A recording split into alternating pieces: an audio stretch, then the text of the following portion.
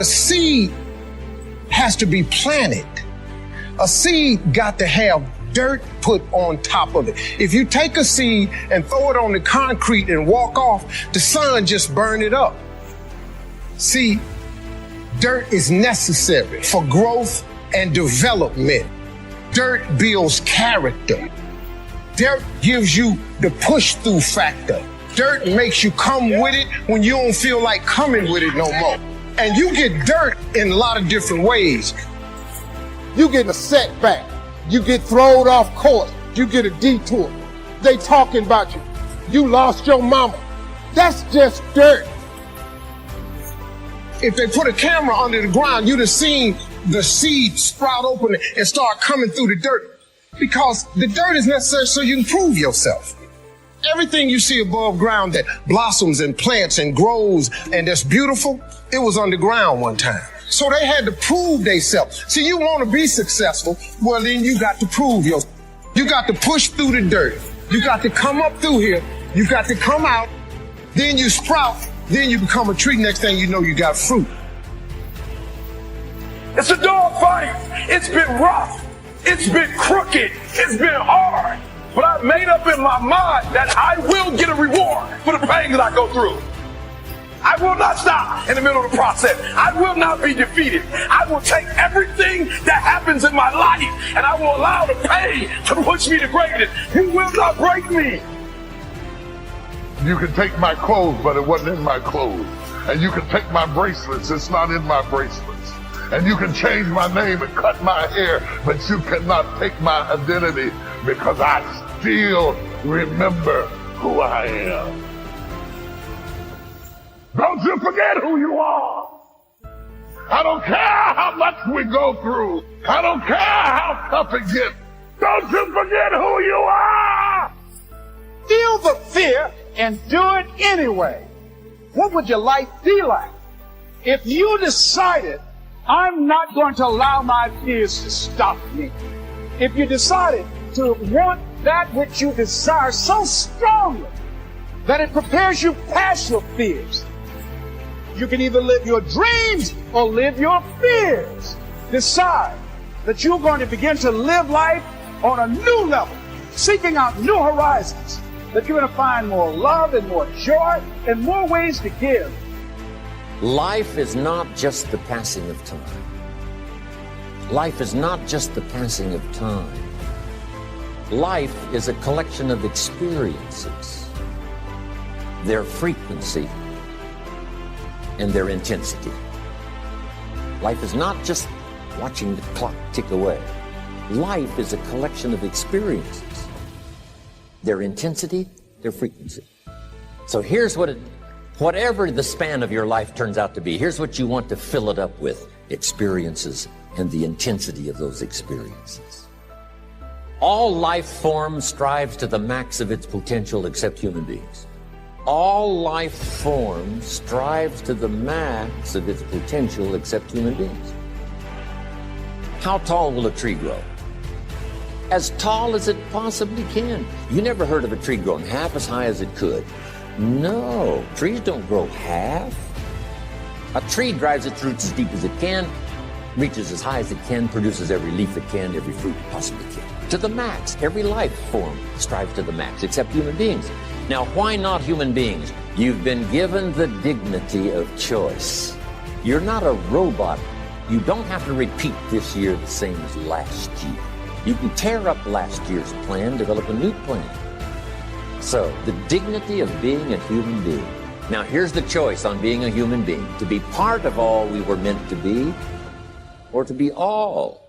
To strive for all, or half, or part, or some. The choice is up to you to develop one skill or 10 skills. Someone says, well, I'd be happy with just one more language. Well, some say, hey, I'm going to learn 6 or 7. And this is all a matter of choice. And when someone says, no, you ought to learn 4, you've got to resist all that. Because this is personal dignity. And you don't want to destroy someone's dignity by doing all the oughts, and then they feel reluctant to do it. Now we've got problems. So if you want to, just ignore this subject on time management. Now here's the next one. Step down to something easier. The guy's in sales, and he says, oh, I want to own the company. Finally owns the company. Now he's got no time to play golf. He said, when I was in sales, I was making big money playing golf 3 days a week. Heck with this owning something. Heck with managing. My life was never my own after I started to manage. I'm going back to sales. See, this is the key. If you're getting too pressed, you might consider stepping down to something with a little easier time pressure. Little girl says to her mother, Daddy comes home, brings his briefcase and pats me on the head and says hello, disappears and works on his papers. How come my daddy doesn't play with me? And her mother said, look, your daddy loves you very much, but he's so busy at work, he can't get it all done, he has to bring it home. He loves you, but that's why he can't play with you. And the little girl said, why don't they just put him in a slower group? Remember when I said some things I went for cost me too much? So reconsider. Next key to time management, and that's work longer and harder. But see, there's a limit to that. I almost lost my health the first year. I went so crazy about personal development and achievement. I just went bonkers. You know, I told you I was skinny, but at the end of that first year, I was a walking shadow. And then it suddenly occurred to me, what if I got rich and too ill to spend it? I mean, that was a shocker. So I started, developing a little more reasonable. Because I said, if 12 hours won't do it, I'll work 14. If that won't do it, I'll work 18. I mean, how many hours it takes. And sure enough, it cost me too much. So see, working longer and harder for some might be appropriate. If you're just sitting around not doing that much, this might be good, work longer and harder. But you can only work so hard. Here's the key, not to work harder, but smarter. When you've worked as hard as you can, doing the best you can in terms of physical output in the time, reasonable time. Now here's the ultimate in the management of time, and that is you simply become more skillful. That's good in sales. You got to jot that.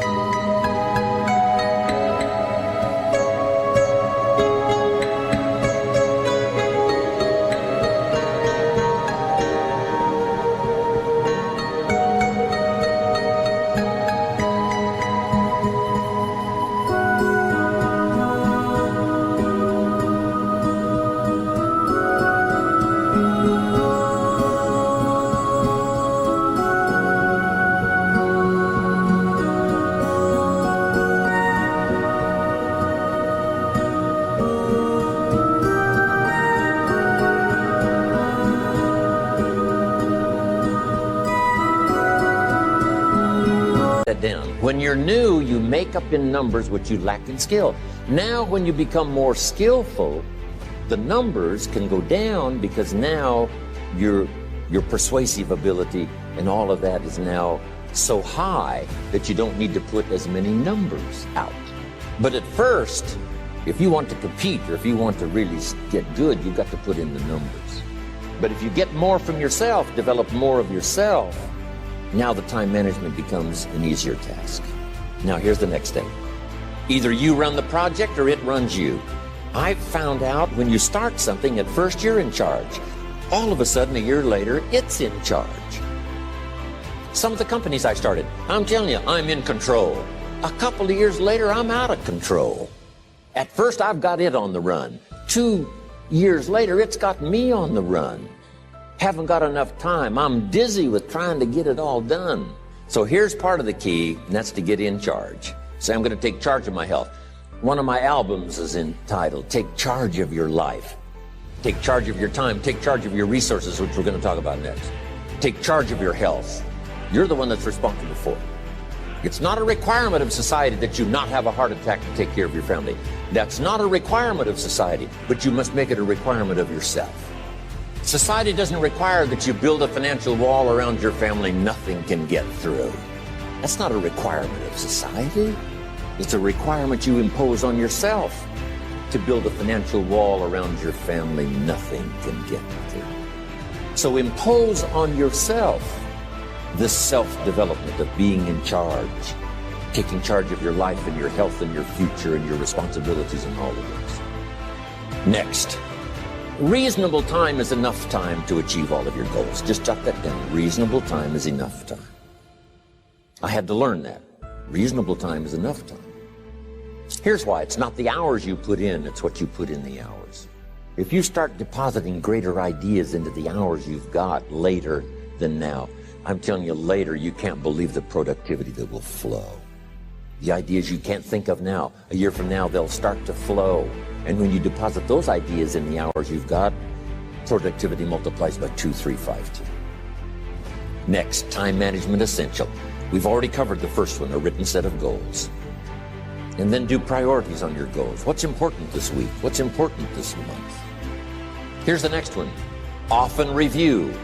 Just go over your goals to make sure that your list is working for you. It's got you inspired. It's got you turned on.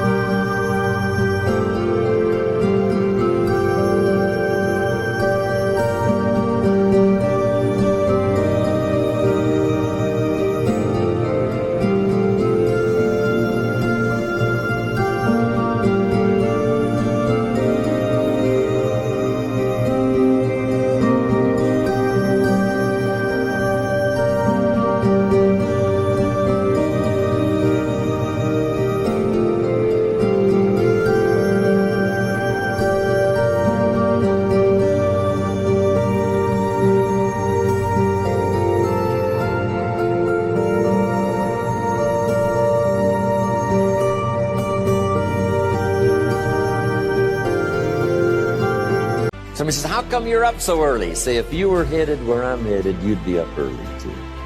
If you were going to meet who I'm going to meet, you'd be up early. If it was going to stack up for you like it's stacking up for me, you'd be getting up early. Here's some more time management essentials. Learn to study what we call majors and minors. You pick up the phone. Here's what you must say when you pick up the phone. Is this a major conversation or a minor conversation? If it's minor, a few pleasantries and you're done. If it's major, maybe you've got to make a few notes. So here's the next one. Important conversations, make an agenda before you make the call. Did you ever hear a conversation end like this? Let's see, there was something else. See, you don't look that swift. I can't think of it right now. I'll call you back. See, you look a little incompetent. Let's see, there was something. It escapes me right now. Really? So have you got this now? Make an agenda before you make a call if it's an important call. Now later that saves you all kinds of stuff.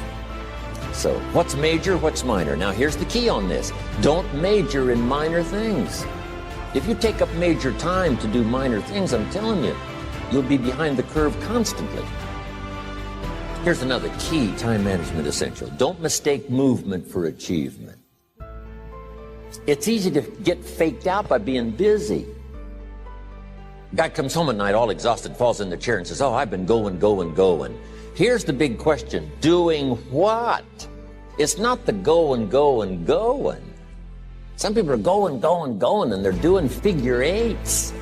Their progress is small. So don't mistake movement for achievement. Now here's a big one, concentration. I had to learn this.